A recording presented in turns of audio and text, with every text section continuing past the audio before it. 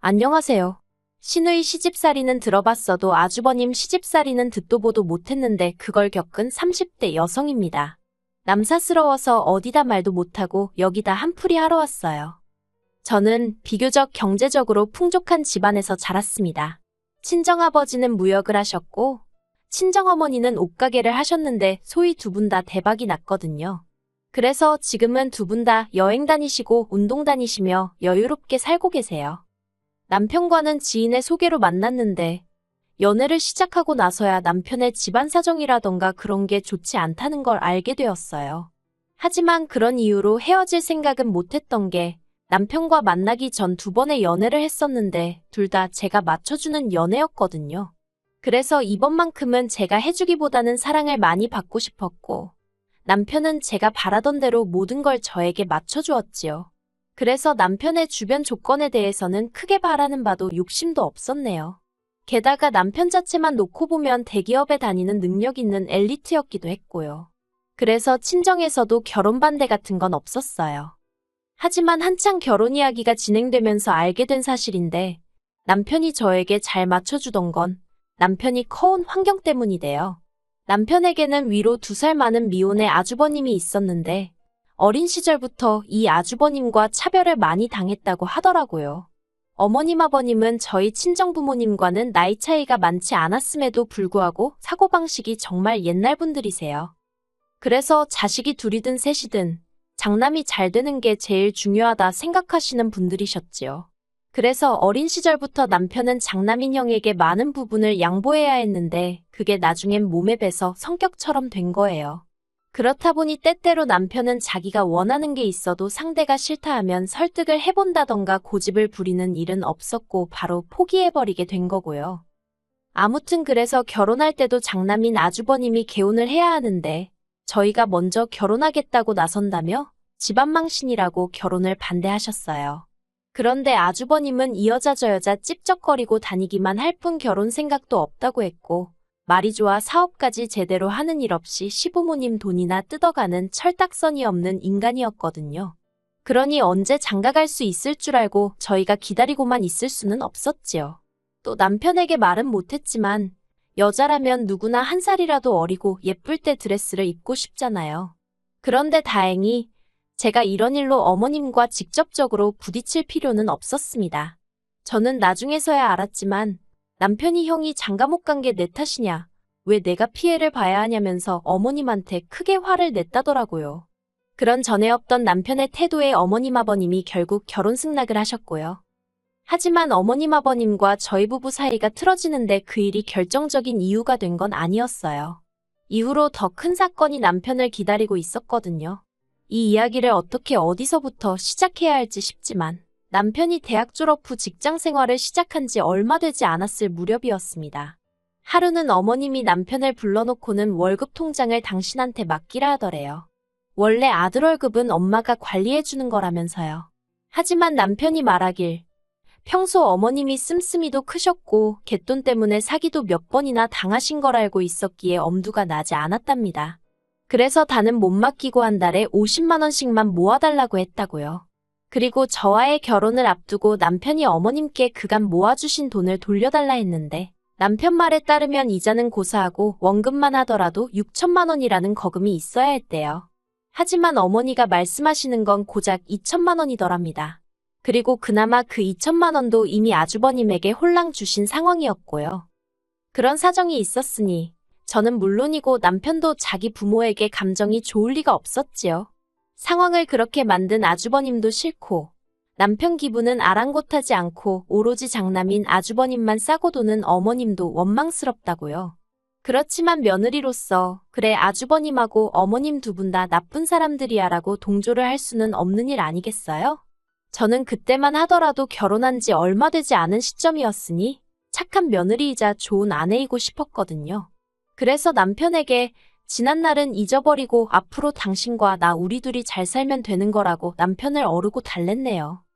하지만 옆에서 보기에 남편은 여전히 어머님 아버님도 그렇고 아주버님에게도 그렇고 애증이라고 해야 할지 어쨌든 피를 나눈 가족이니 정이 그리운 눈치였어요.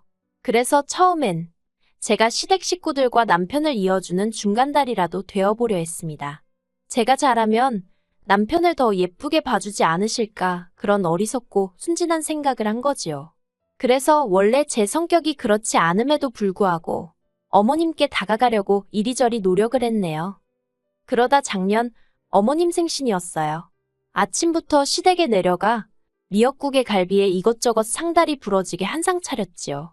여담이지만 30년 넘게 키워주신 친정부모님께도 차려드린 적 없는 생일상을 여기 와서 이러고 있는 게 참 어이없기도 하고 좋은 마음으로 차리면서도 한편으론 그런 생각이 들더라니까요.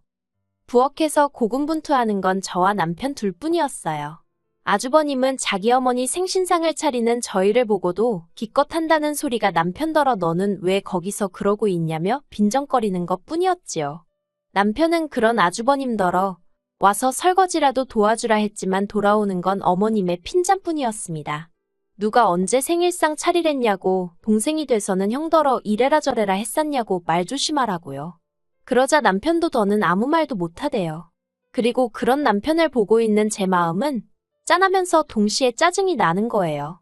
아무리 어머님한텐 아들이라지만 저한테는 제가 평생을 믿고 살아야 할 남편인데 어머님이 번번이 싫은 소리를 하시니 누군가의 말처럼 내 남편한테 욕을 해도 내가 하지 남이 하는 건 못 참겠더라니까요.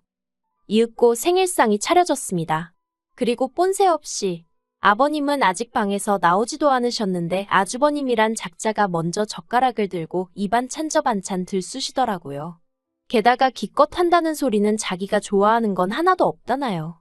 그리고는 계속해서 투덜거리니까 듣다 못한 남편이 아주버님 떨어 어머님 생신상 차린 거지 형 생일상 차린 거 아니라고 한마디 했어요.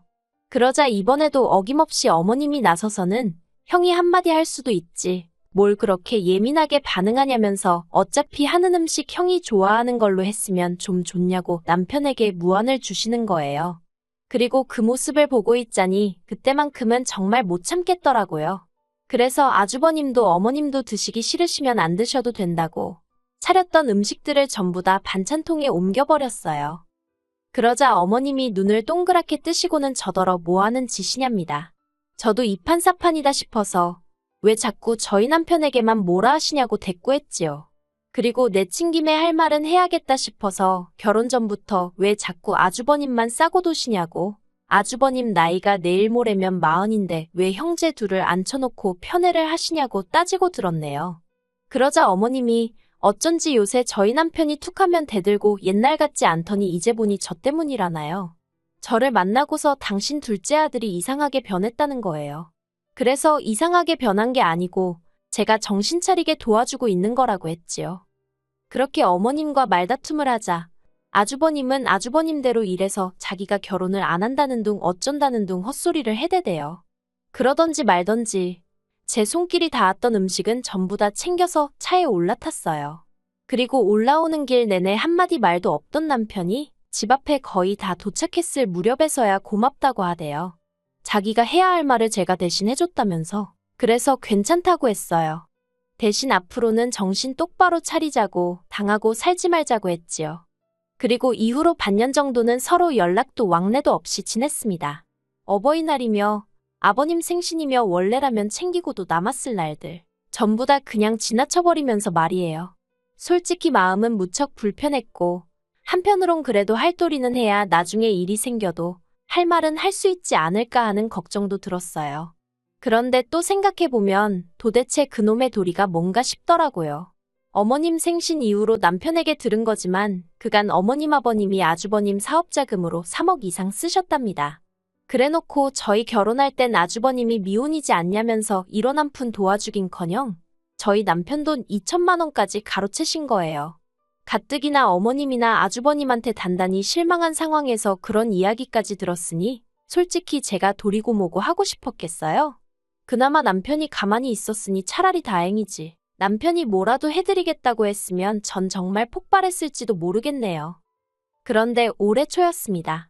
평소라면 받지 않았을 모르는 번호였는데 마침 기다리는 전화가 있어서 혹시 그 전화인가 싶어 불이 나게 걸려오는 전화를 받았지요.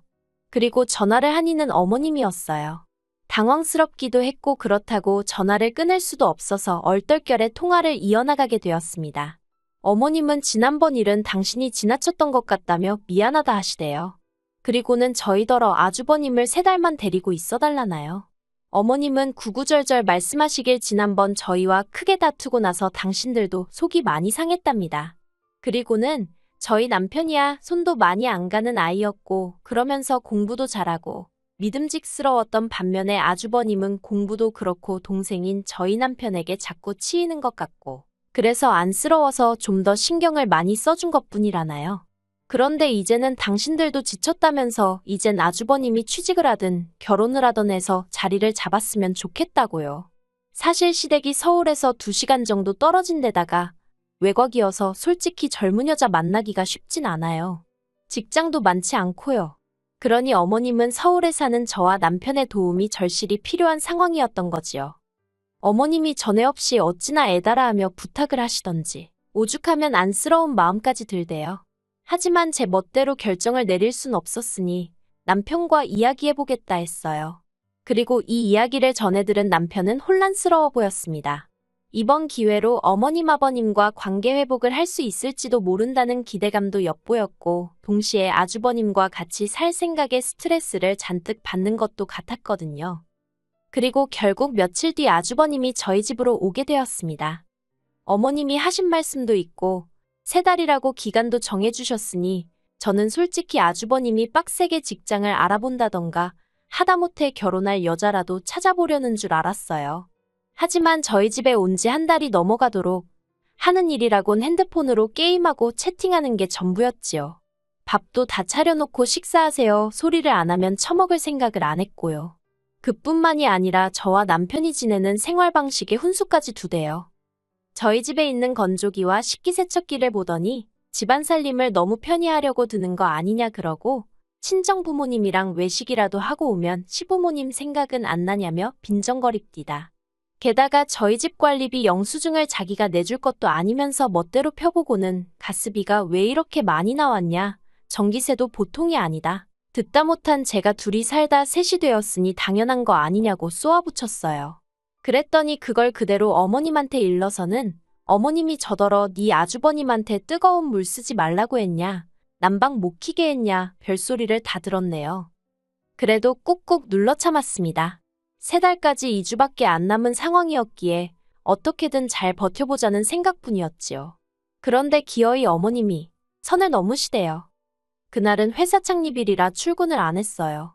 그래서 모처럼 친구를 만나 브런치를 먹고 집에 돌아왔는데 문 앞에 택배가 잔뜩 쌓여 있었습니다.